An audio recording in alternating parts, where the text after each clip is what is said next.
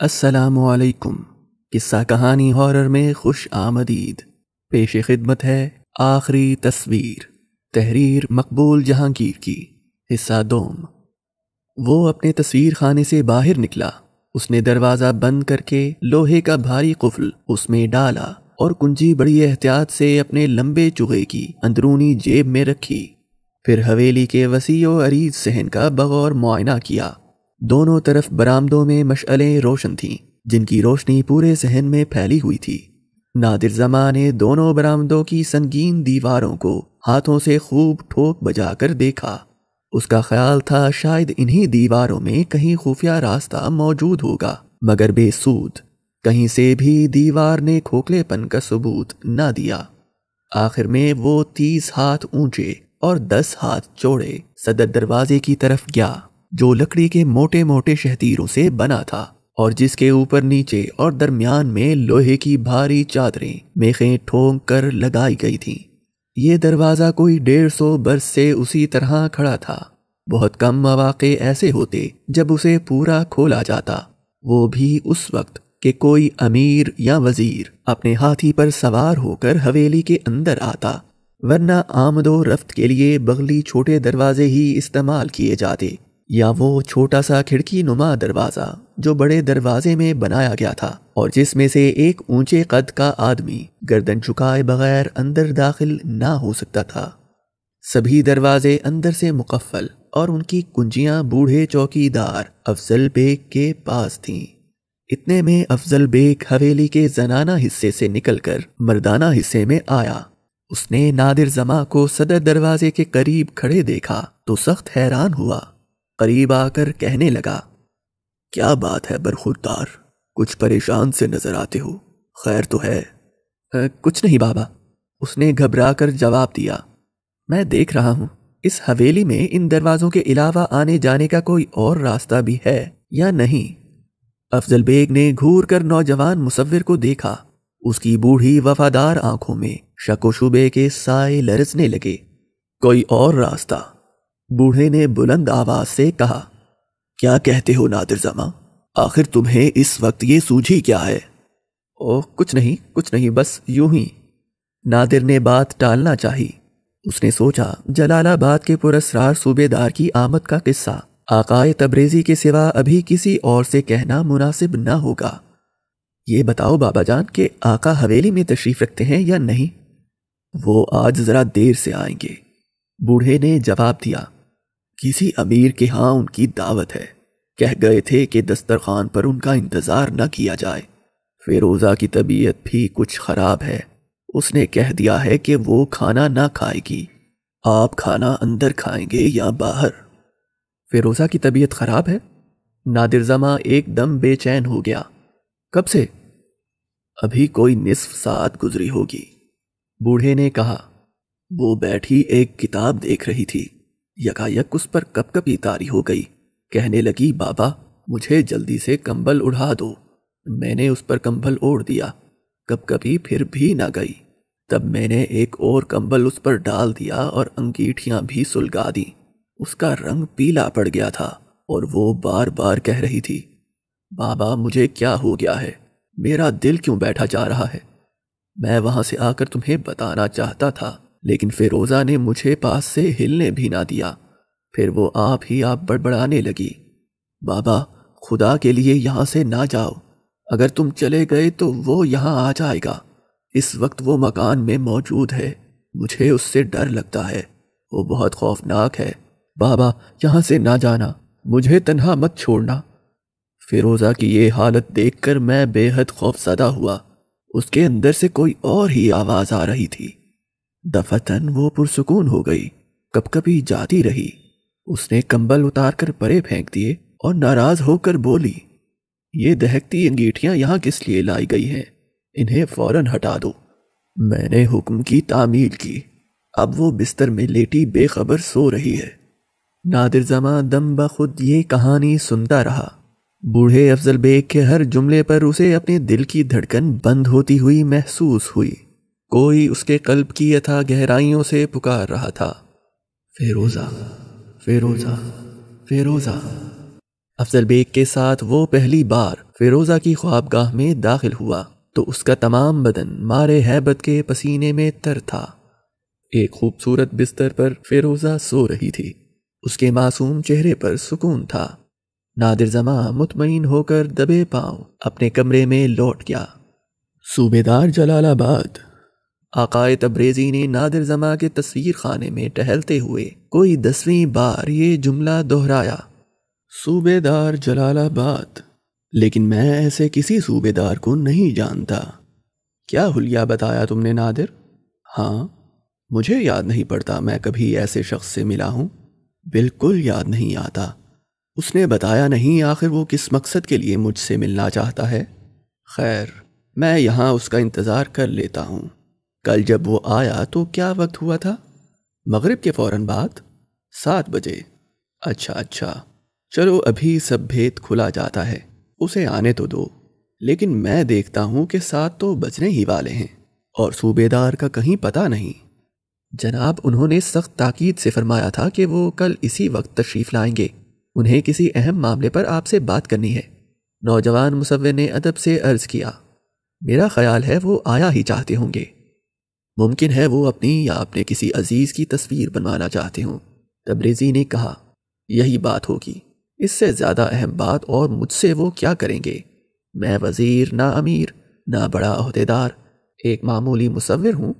نادر زماں نے کمرے کی دونوں کھڑکیاں کھلی چھوڑ دی تھیں، ایک وہ جو گلی میں اور دوسری وہ جو اندرونی صحن کی جانب کھلتی تھی۔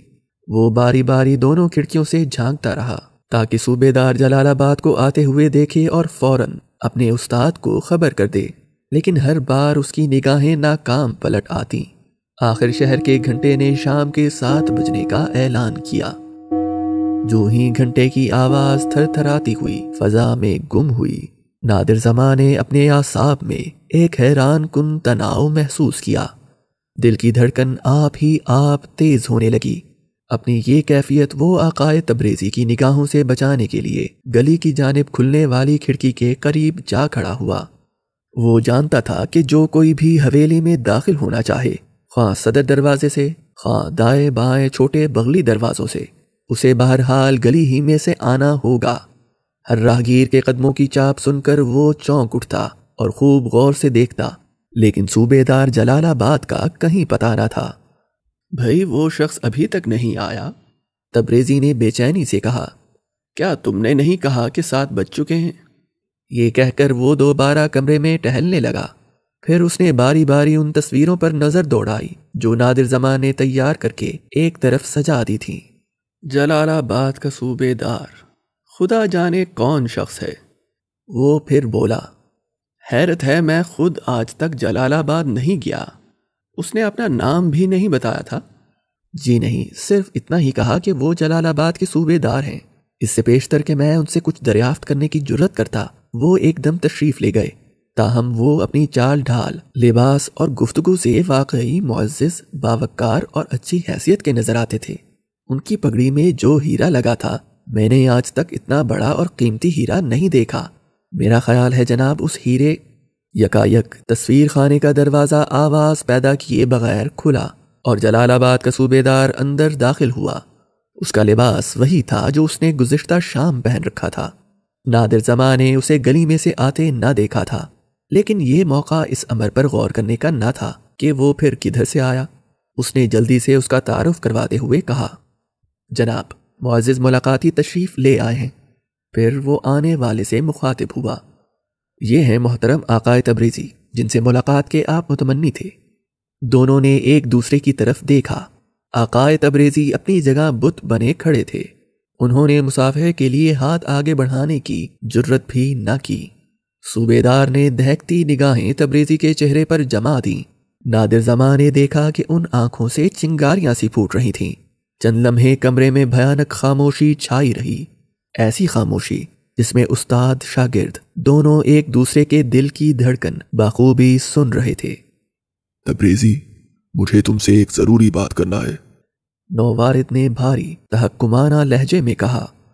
فرمائیے جناب عالی، میں ہمتن گوش ہوں، لیکن کیا یہ مناسب نہ ہوگا کہ آپ میرے ساتھ دوسرے کمرے میں تشریف لے چلیں؟ وہاں آپ کے تشریف رکھنے کا شایان شان انتظام ہے۔ آقا تبریزی نے مرعوب ہو کر بھرائی ہوئی آواز میں درخواست کی۔ صوبیدار نے بے پرواہی سے ہاتھ ہلاتے ہوئے کہا، نہیں، وہ بات یہی ہوگی، اور بیٹھنے کے لیے میرے پاس وقت نہیں، مجھے فوراً واپس جانا ہے، سمجھے؟ سمجھ گیا عالیجا، حکم فرمائیے، میں ہر خدمت کے لیے حاضر ہوں۔ تبریزی نے تھر تھر کانپتے ہوئے کہا۔ چند لمحوں کے اندر اندر اس کی حالت میں ایک عظیم تغیر رونما ہو چکا تھا۔ اب وہ صوبیدار کے سامنے ادنا غلام کی طرح دست بستہ کھڑا تھا، حالانکہ آقا تبریزی وہ شخص تھا جو شہنشاہ کے سوا کسی کے سامنے جھکنا تو جانتا ہی نہ تھا۔ بڑے بڑے آدمیوں کو اپنے دروازے سے یہ کہہ کر لوٹا دیتا کہ ملاقات کی فرصت نہیں، یوں بھی اپنے زمانے کا لاسانی مصور تھا۔ چاپلوسی اور خوشامد سے اسے فطری طور پر نفرت تھی، مگر اب وہی تبریزی ایک معمولی صوبیدار کے سامنے غلام کی طرح بچھا جا رہا تھا۔ یہ سب باتیں نادر زماں کے ذہن میں ایک دم آئیں اور گزر گئیں۔ خود اس کی باطنی حالت تبریزی سے کم نہ تھی۔ صوبیدار جلال آباد کی شخصیت کا رعب اس پر بھی تو بیٹھ چکا تھا۔ کیا حضور سے مجھے پہلے بھی ملاقات کا شرف حاصل ہوا ہے؟ تبریزی نے گردن جھکائے ہوئے پوچھا۔ نہیں، یہ پہلا موقع ہے کہ تم ہمیں دیکھ رہے ہو۔ صوبیدار مسکرایا، مگر اس کی آواز میں ابھی تک ویسا ہی تحکم تھا جیسے وہ مخاطب کو اپنا زر خرید غلام سمجھتا ہو۔ ہم تمہیں اپنے علاقے میں بھی طلب کر سکتے تھے، لیکن پھر ہم نے یہی مناسب سمجھا کہ خود تمہارے پاس جائیں۔ بات ہی کچھ ایسی ہے تبریزی۔ میری بڑی خوش نصیبی ہے عالیجا کہ آپ نے غریب خانے پر قدم رنجا فرمایا۔ بغیر تکلف کے ارشاد فرمائیے، کیا خدمت بجا لاؤں؟ صوبیدار نے نادر زماں کی طرف دیکھا جو اب حد درجہ خوف زدہ ہو کر اپنے آقا کی پشت پر جا کھڑا ہوا تھا۔ تبریزی، کیا یہ نوجوان قابل اعتماد ہے؟ بے شک سرکار، یہ میرا نہایت ہونہار شاگرد نادر زماں ہے اور ہر طرح بھروسے کے قابل ہے۔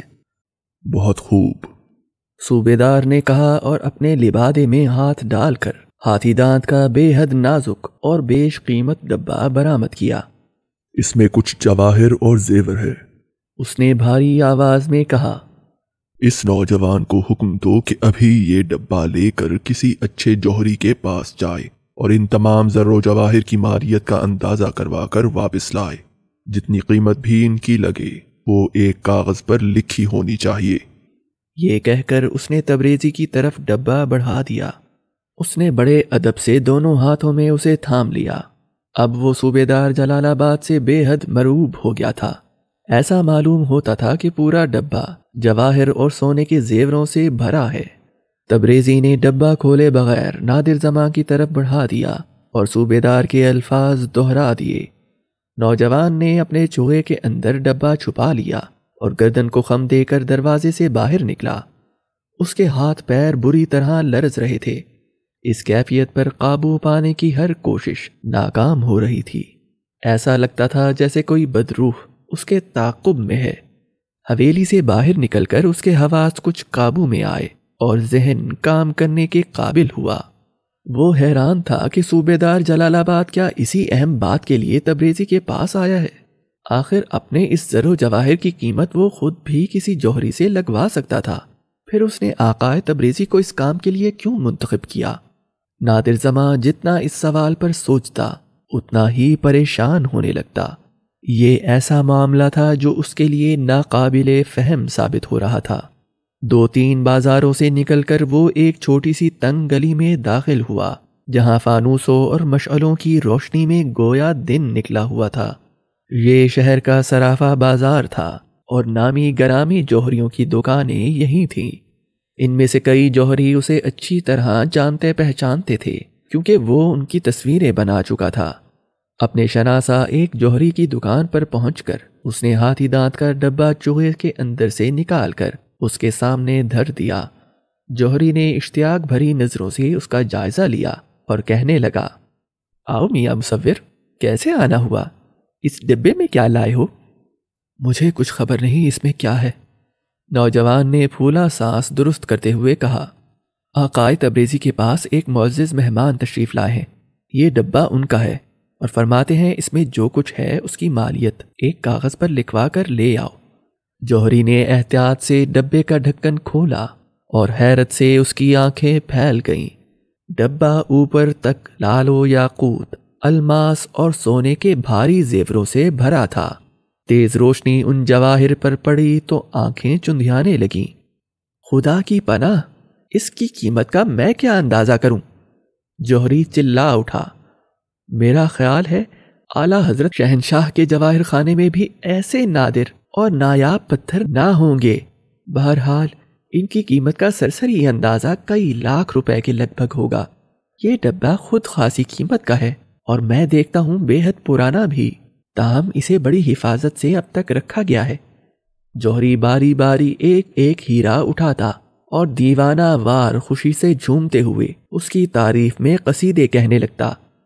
غضب ہو گیا، میاں ایسا نایاب الماس تو دنیا بھر میں کہیں نہ ملے گا، اور یہ زمرد اکیلا یہی 1,00,000 روپے کا ہوگا، اور یہ جڑاؤ ہار خالص سونے کا ہے۔ اس میں کھوٹ برائے نام ہے، کسی ماہر کاریگر کے ہاتھ کا شاہکار ہے۔ ایسے باکمال لوگ اب کہاں؟ بھائی یہ تو نادر خزانہ ہے۔ جناب مجھے واپس بھی جانا ہے، نوجوان نے دبی دبی آواز میں جوہری سے کہا۔ آپ کی بڑی نوازش ہوگی اگر ایک کاغذ پر مالیت کے بارے میں کچھ تحریر فرما دیں۔ ابھی لو۔ جوہری نے اپنی تجوری کھول کر خاص کاغذ نکالا اور ذرا سی دیر میں حساب کتاب کر کے نادر زماں کے حوالے کیا۔ نوجوان مصور نے احتیاط سے تمام زر و جواہر دوبارہ ڈبے میں ڈالے، اسے بند کیا، اپنے چوغے کے اندر رکھا اور سلام کر کے رخصت ہونے لگا۔ جوہری نے آہستہ سے کہا، دیکھو میاں، اگر اس مال کو بیچنے کا ارادہ ہو تو سیدھے یہیں آنا۔ میرا خیال ہے قیمت میں کچھ اور اضافہ بھی ہو سکتا ہے۔ میں دوسروں سے کچھ زیادہ ہی دینے کو تیار ہوں۔ جناب اس بارے میں کوئی فیصلہ آقا تبریزی کے معزز ملاقاتی ہی فرما سکتے ہیں، جن کی ملکیت یہ جواہر ہیں۔ مجھے تو صرف قیمت کا اندازہ کروانے کے لیے بھیجا گیا تھا۔ جب وہ واپس حویلی میں پہنچا تو اس نے اپنے کمرے میں آقا تبریزی اور صوبے دار جلال آباد کو محو گفتگو پایا۔ اس نے ڈبہ ادب سے پیش کیا، پھر جوہری کی تحریر بھی حوالے کر دی۔ صوبے دار نے بے پرواہی سے ڈبہ ایک طرف رکھ دیا، کاغذ پر نگاہ ڈالی اور اسے تبریزی کی طرف بڑھا دیا۔ تبریزی نے اسے پڑھا۔ اس کے چہرے پر خوف کے پھیلے ہوئے آثار کے ساتھ اب حیرت کے آثار بھی شامل ہو گئے۔ نادر زماں نے وہاں سے رخصت ہونے کی اجازت طلب کی، مگر تبریزی نے اسے وہیں ٹھہرنے کا حکم دیا۔ ظاہر ہے ایسے قابل اعتماد نوجوان سے کوئی بات چھپائی نہ جا سکتی تھی۔ وہ ادب سے ایک جانب کھڑا ہو گیا۔ جناب والا، آپ نے ابھی تک ارشاد نہیں فرمایا کہ اس خادم کے غریب خانے تک زحمت فرمانے کی اصل وجہ کیا ہے؟ تبریزی نے کہا، ظاہر ہے زر و جواہر کی قیمت کا تخمینہ تو آپ خود کہیں سے بھی لگوا سکتے تھے۔ بے شک میرے آنے کی ایک خاص وجہ ہے تبریزی، صوبے دار نے کہا۔ نادر زماں نے دیکھا کہ وہ پلک چھپکائے بغیر تبریزی کو دیکھ رہا ہے اور اس کی نگاہوں میں عجب سحر کی سی تاثیر ہے۔ خود نادر زماں کو اپنی قوت ارادی سلب ہوتی محسوس ہوئی۔ بیان فرمائیے، میں ہمتن گوش ہوں۔ سنو، کوئی 4 ماہ پہلے کا ذکر ہے، تم ہماری جاگیر جلال آباد کے قریب سے گزرے تھے۔ بلا شبہ تم قصبے کے اندر داخل نہیں ہوئے، ورنہ ہمارے آدمی تمہیں فوراً ہم سے ملوا دیتے۔ ہم نے تمہاری تعریف سنی ہے اور جانتے ہیں کہ تم بہت پائے کے مصور ہو۔ خیر، تمہارا قافلہ قصبے کے باہر ہی رک گیا تھا۔ ایک خاص وجہ کے باعث ہم تم سے ملنے کے لیے نہیں آ سکتے تھے۔ بہرحال تم مغرب کی نماز پڑھنے اس قدیم مسجد میں گئے تھے جو عرصہ دراز سے غیر آباد اور ویران پڑی تھی۔ وہیں ہم نے تمہیں دیکھا۔ تمہارے ساتھ ایک خادم تھا اور تمہاری نوجوان بھانجی فیروزہ بھی۔ ہم نے فیروزہ کو دیکھا اور پسند کیا۔ وہ حسن و جمال میں یکتا ہے اور اس قابل ہے کہ کسی بڑے گھر میں بیاہی جائے۔ اگرچہ ہم بڑے جاگیردار نہیں، لیکن تم دیکھتے ہو کہ ہمارے پاس بادشاہوں سے کہیں زیادہ مال و دولت ہے۔ اگر تم فیروزہ کو ہمارے نکاح میں دے دو تو وہ ہر طرح خوش رہے گی۔ فیروزہ کا نکاح تم کب تک میرے ساتھ کر سکو گے؟ میں پختہ وعدہ چاہتا ہوں और इस सिलसिले में किसी ताखीर या टाल मटोल को पसंद ना करूंगा। आकाए तबरेज़ी पर इस तहक्कुमाना तकरीर और बेजा मुतालबे पर जो गुजरी सो गुजरी। नौजवान मुसव्विर नादिर जमा का मारे तैश के बुरा हाल हो गया। उसका बस चलता तो वो इस खबीस सूरत जागीरदार बुढ़े का सर पाश पाश कर देता। क्या वो पत्थर के चंद चमकदार टुकड़ों के एवज फिरोजा को खरीदने आया है? ऐसा कभी नहीं हो सकता, हरगिज नहीं हो सकता। उसका चेहरा लाल भभूका हो गया, जैसे बदन का सारा खून खींचकर चेहरे और आंखों में सिमट आया हो। वो समझ रहा था कि अब आकाए तबरेज़ी के सब्र की इंतहा हो चुकी होगी। जलालाबाद के इस अहमक सूबेदार को उसकी मौत ही यहाँ ले आई है। किस गुस्ताखी और बेबाकी से वो फिरोजा का सौदा करने आया है। कोई भी गैरतमंद आदमी इसे बर्दाश्त नहीं कर सकता। लेकिन उसने देखा कि आकाए तबरेज़ी उसी तरह बेहिस्सो हरकत बैठे हैं। उसके मुंह से मुखालिफत या इनकार में एक लफ्ज भी ना निकल सका। अलबत्ता उसके चेहरे पर फैली हुई हैरत के आसार अब और भी गहरे हो गए थे। खुद उसे भी सूबेदार जलालाबाद से इस किस्म के मुतालबे की तवक्को न थी। आखिर उसने हद दर्जा नदामत और इंकिसार आमेज लहजे में कहना शुरू किया, आलिजा, मैंने आपका इरशाद समाअत किया। मेरी ऐन खुशकिस्मती है कि आपकी निगाह इंतखाब मेरी भांजी फिरोजा पर पड़ी। यकीनन उसे आपसे बेहतर शोहर नहीं मिल सकता। अगर मेरे इख्तियार में हो तो मैं अभी इसी वक्त हाँ कर देता, लेकिन आप जानते हैं कि मैंने आज तक फिरोज़ा पर अपनी राय या मर्जी मुसल्लत नहीं की। हमेशा उसे अपने मामलात में आज़ादी से सोचने और अमल करने की इजाज़त दी है, और ये तो उसकी ज़िंदगी का सबसे अहम मामला है। उससे मशवरा किए बगैर मैं कैसे वादा कर सकता हूँ? बहाने बनाने की कोशिश मत करो तबरेज़ी। सूबेदार गुर्राया। उसके मितने तैश के बायस फड़कने लगे। आंखें जो पहले ही सुर्ख थी लाल अंगारा हो गई। उसकी खौफनाक आवाज हवेली के दरो दीवार से टकराकर गूंजने लगी, जैसे सैकड़ों बदरूहें चिल्ला रही हूं। मैं सब समझता हूं तुम्हारी इन चालबाजियों को। तुम उसके हर तरह सरपरस्त और वली हो। बोलो, क्या मैं गलत कहता हूं? अगर तुम चाहो तो सब कुछ मुमकिन है। फिरोजा को तुम्हारे हुक्म से सरताबी की मजाल ही नहीं हो सकती, और मुझे फिरोजा पसंद आ गई है। मैं उसे हासिल करके रहूंगा। मुझे इस रिश्ते से कोई इनकार नहीं है, तबरेज़ी ने कहा। मैं तो इस मामले में सिर्फ फिरोजा की रजामंदी हासिल करने की बात कर रहा था। आप दौलत के जरिए फिरोजा को तमाम खुशियां तो दे सकेंगे, लेकिन रिश्ते नाते करने में सिर्फ दौलत ही को तो नहीं देखा जाता, हसब नसब भी कोई चीज़ है, और हम लोग इस मामले में खासे सख्त हैं।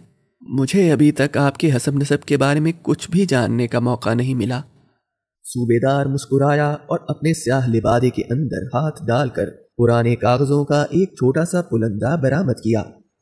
मैं जानता था तुम ये सवाल जरूर करोगे, इसलिए अपने शजरे के कागजात साथ ही ले आया। ये कहकर उसने वो पुलंदा तबरेज़ी की तरफ फेंक दिया। तबरेज़ी ने झुककर फर्श से कागज उठाए, उन्हें एक नजर देखा, अस्बात में कई बार गर्दन हिलाई, जैसे मुतमईन हो गया हो। फिर ये कागज उसे वापस करते हुए कहा, मुझे इत्मीनान हो गया है आलिजा कि आप बहुत आला हसब नसब के मालिक हैं। बस तो फिर ताखीर ना करो। सूबेदार ने एक और कागज बरामद करते हुए कहा, ये हमारे और तुम्हारे दरमियान एक मुआहदा है, जिसके तहत मैं अपना ज़रो जवाहिर से भरा हुआ ये डब्बा तुम्हारे पास छोड़े जा रहा हूँ। इसकी वसूलियाबी की रसीद मुझे दो और कागज पर लिख दो कि फिरोजा की शादी मुझसे कर दोगे। मैं ज्यादा धूम धड़का पसंद नहीं करता। ये काम बिल्कुल खामोशी से होना चाहिए। अब फौरन इस पर दस्तखत करके मेरे हवाले कर दो। मगर हुजूर, इतनी जल्दी? मुझे कुछ गौर करने का मौका तो दीजिए। तबरेज़ी गिड़गिड़ाया। मौका? सूबेदार ने कहकहा लगाया। मैंने हर तरह तुम्हारी तसल्ली कर दी है, और तुम हो के बराबर बहाने बना रहे हो। फौरन दस्तखत कर दो। मेरा ख्याल है एक दिन की मोहलत मुनासिब रहेगी। उसने एक बार फिर अपने स्याह लिबादे में हाथ डाला और एक उम्दा कलमदान निकाल कर सामने रख दिया।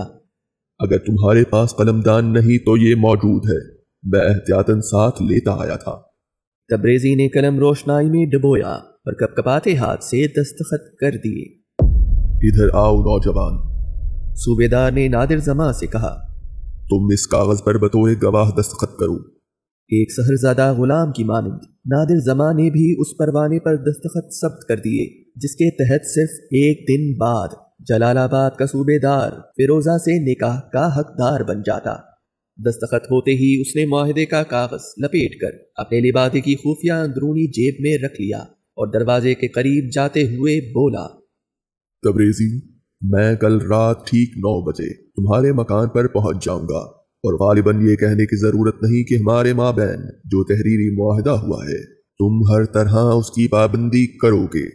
ये कहते ही रुखसती, सलाम और मुसाफहा किए बगैर वो दरवाजे से बाहर निकल गया।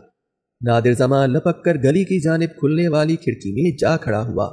गली सुनसान पड़ी थी और उसे पूरा यकीन था कि अब वो सूबेदार को इस रास्ते से जाते हुए जरूर देख सकेगा। लेकिन वक्त गुजरने लगा, सूबेदार गली में नमूदार न हुआ और ना वो सदर दरवाजे से बाहर गया, बल्कि वो तो हवेली के किसी भी दरवाजे से बाहर न आया।